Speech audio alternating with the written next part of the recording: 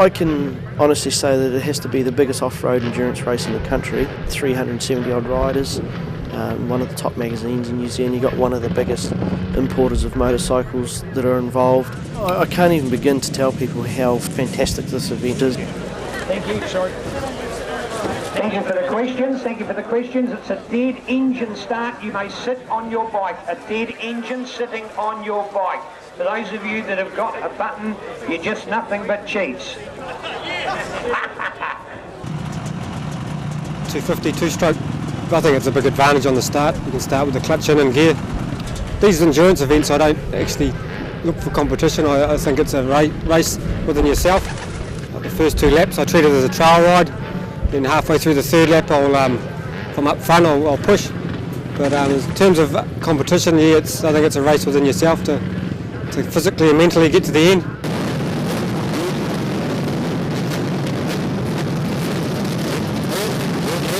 The 450R Honda.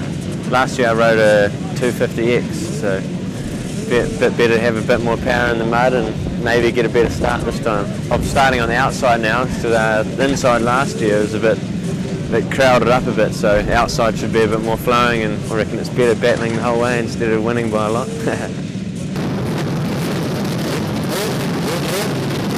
If I got a great start and managed to get the whole shot, I'd ride as comfortably as I could, and no doubt there's going to be 1 or 2 riders that are quicker, so no, I'd let them lead the way and try and learn from them, you know. We've got just over 350 entrants on the line, and the conditions are going to be tough, so I'd say there's going to be a big gap from the fast guys back to the next bunch, and then back to...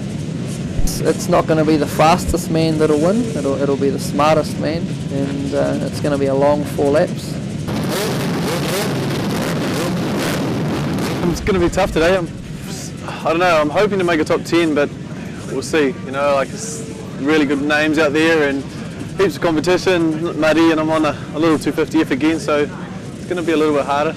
I think every year I've done it, I said I'm never going to do it again, but you seem to always come back for more punishment. You just dig deep and just get it out of the way. Please ride to the conditions and your ability and watch for the hazards. Most importantly, enjoy your racing. Got the 450 Yamaha all sorted out and yeah, ready to go.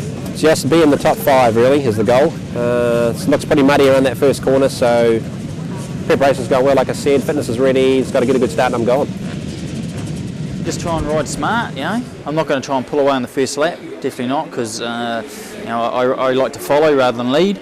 Yeah, I'll just ride my own pace. If someone passes me, they pass me. I'll stick with them, and maybe after the first or second lap, if I can still with them, I'll try and make the pass back again, and then pull away once I'm kind of a bit more familiar with the track.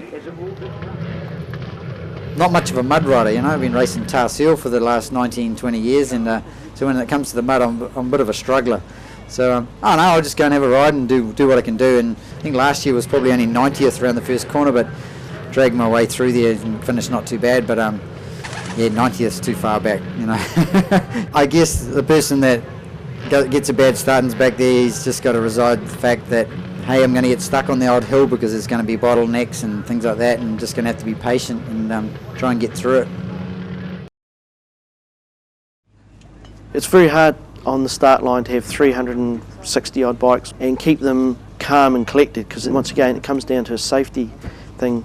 Yeah, sure, they're sitting there, yeah, they get amped up and they do want to go, but you've got to calm them down. Once you're confident that they're calm enough that you can let them go, then once the race starts, you've got no control, because once that first corner's underway, you can do nothing. Hey, switch it off! You'll be out.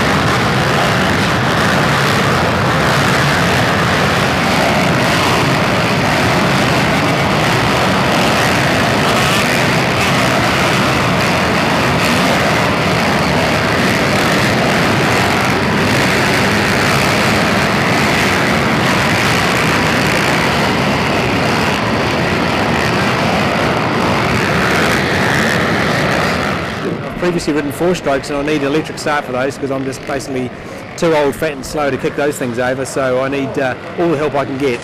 And a KDX 200, I don't need a step ladder for it, unless I'm in real trouble, in which case, yeah, I'll need more than a step ladder. I'll probably need medical intervention.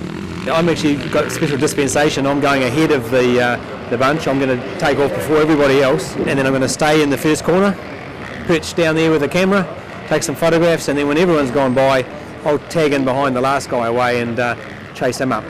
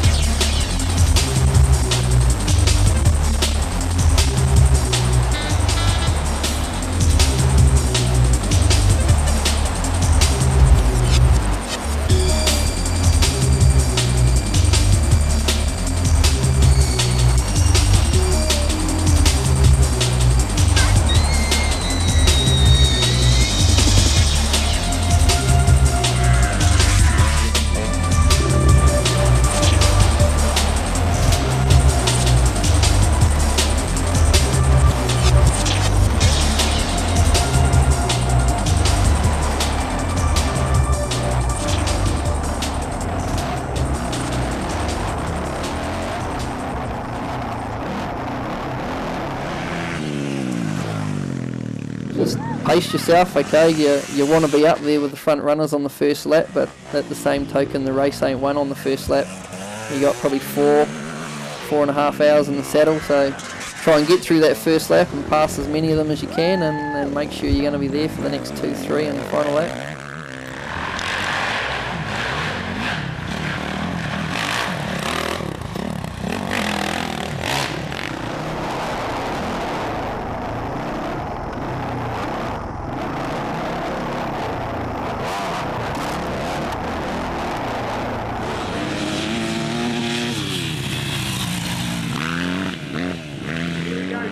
You're going to look out for it. Remember they come right round here towards the left score line as well. Get there for a run up the front. Man and man, you're talking about just metres and that. In fact, if those guys were obeying the speed limit, they'd have backed off. They're too close to the right in front of them. We don't have any of those kind of rules. We're not on the road after all. This is a track and we're racing here at the moment. What a quite much. The officials said there would be about 6 to see that now. They're going to turn and go back up here. Now this is smart. And what they did do is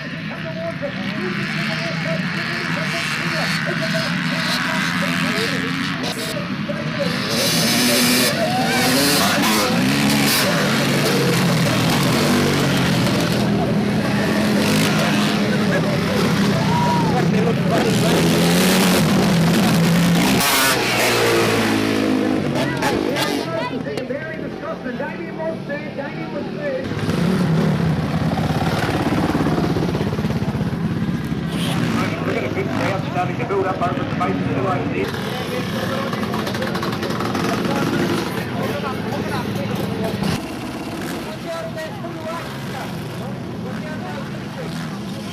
Really, I mean, you've got to prepare yourself for this type of thing. You've got to have your goggles all set up, you've got to have spare sets of gloves, and you've got to have your pit crew all trained up, and you know, it's a team effort, definitely, this type of event, like in the pits and on the bike. I think our motocross riders have really improved their overall skill fitness base, and I think they're in for as much chance as anybody else. The bar's been raised in the motocross scene, and these guys are becoming more versatile, and I believe they've probably got just as much chance as anybody is winning it.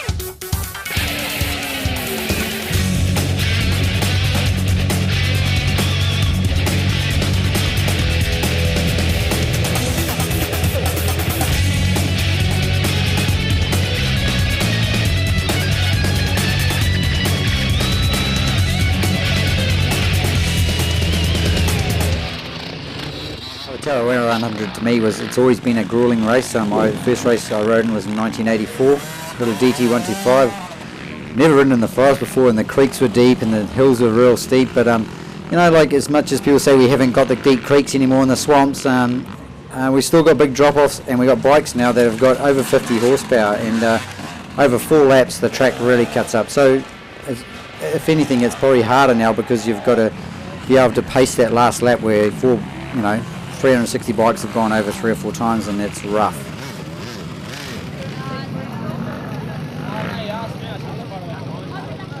What we should all notice is one of two things. As the track will get rougher, so too will our times. We'll see a little drop in the time before they pick up again when the pressure comes on down in the motor. These guys won't yet know how to pace themselves. When they come in on that X-Track, know that I'll tell you the biggest story that wakes me up even these days. I mean, the second year of the event, 1979, I had a 10-minute lead, and I came into the pits and I was that cocky that I didn't put any fuel in, and I ran out of fuel, and it shouldn't have happened, but it did.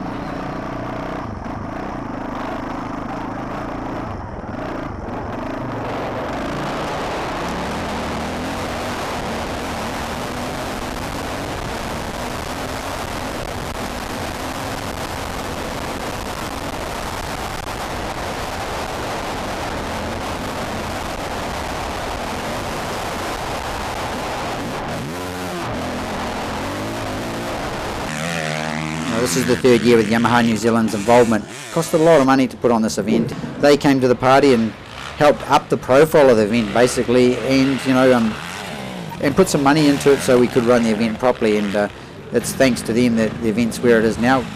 We changed the venue from up the Tarawera forest into the Matahina forest, and with that it is better terrain to ride in. We're not riding in the ash anymore, and it's attracted more riders. And I suppose you can say DRD this year have done such a good job. They really upped the profile of the event by each month. They've done stories on the past and different riders and things like that, and so that's why I think there's so many riders this year.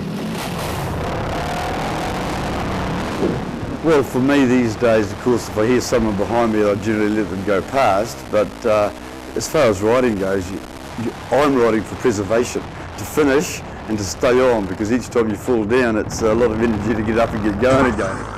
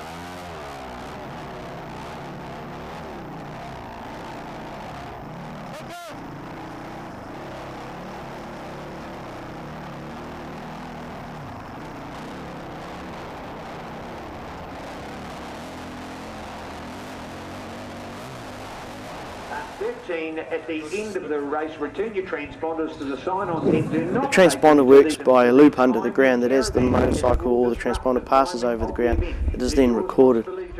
You can have half a dozen bikes go over the line at once and it will automatically work out who actually came over first. But it does work a treat, and we're very privileged to have that at our event.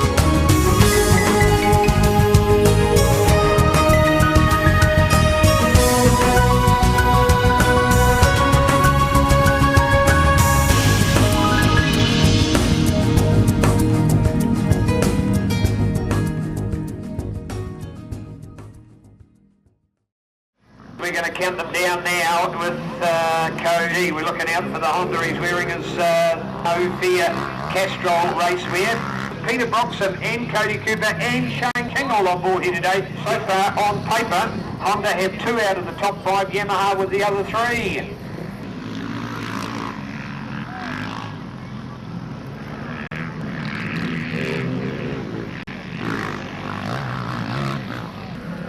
Coming to view, there he is, just coming up across the top of the Yamaha bunting. There he is, the lone bike. We think this is, check it out along the line of the willow trees over here, folks, lining it up for the big bowl. There's Cody, here he comes, Cody Cooper, homegrown, of course, the Podium. He comes specially for this 30th anniversary Yamaha Tarawera 100. And Cody Cooper looking to come home. Here he is, what a storm, look at this. Coming on from the left right, let's put your cheer up, folks. Cody Cooper, and we're going to the checkered flag as well. Cody, what a victory here. Cody Cooper, line up with your hands together. Checkered flag time, Cody Cooper. Stop him right there.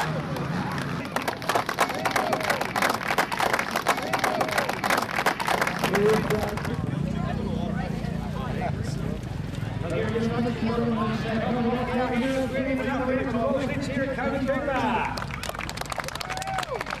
As far as the event's concerned, you came here to win today. How does this feel in the overall campaign for this year? Results in Australia. Now, win here today's got to be a great plus in your race campaign. Yeah, everything was riding really good out there, but, you know, I was like, fine, overshooting a few corners and stuff, so it's easy following him, so I let him pass, then he kept making up, so I'd be taking the lead, and then I come around the corner and it's just on the ground, so it's not good to see that from one of your mates and stuff, so, but no, it's been a good day, and this will be just extra fitness for my motocross to come. Excellent indeed. Well done. A great result. We'll let you catch up with others. Another round of applause, folks. Well done, Cody Cooper. Where's he from? Based in Bay of Plenty. Well, there you go, Damien. Certainly not number one again, but a very good number two. Was that a tough day in the office? Yeah, that was a tough day in the office. Track was really, really tough. Compared to last year, it's a lot tougher, so I'm happy for second. Really, really happy. And indeed, once again, that comment, you feel this is a valuable build-up towards the motocross? You have to start anyway, so this is a good start for me, and got to thank my sponsors. Team Somewhere Yamaha today, the 450 was really good, really strong, no problems all out there today, and thank my mechanic Nick did a good job, my wife Rachel, so yeah, thanks a lot. Thank you indeed. Round of applause, folks. Damien King, last year's winners, takes number two. Great result there. Great result there. Dude, I passed you then.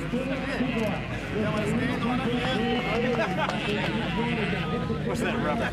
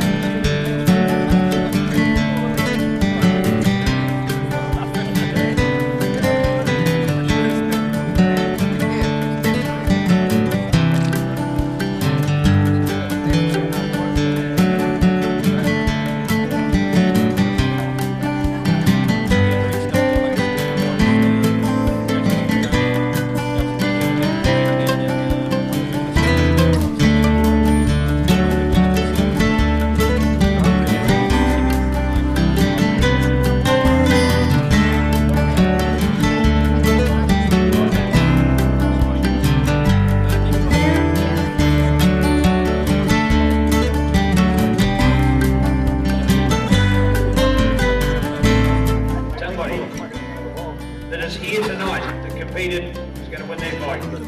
Redraw, get on with it, it's dead right. We now have 54F Red Spade.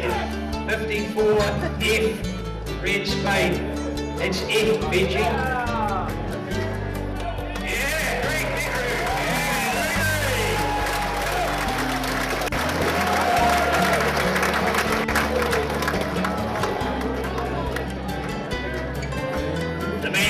The man's got it. Is he strong enough? Your 30th anniversary winner and the first time he's ever finished this magnificent event. Let's hear it, Mr. Cody Cooper.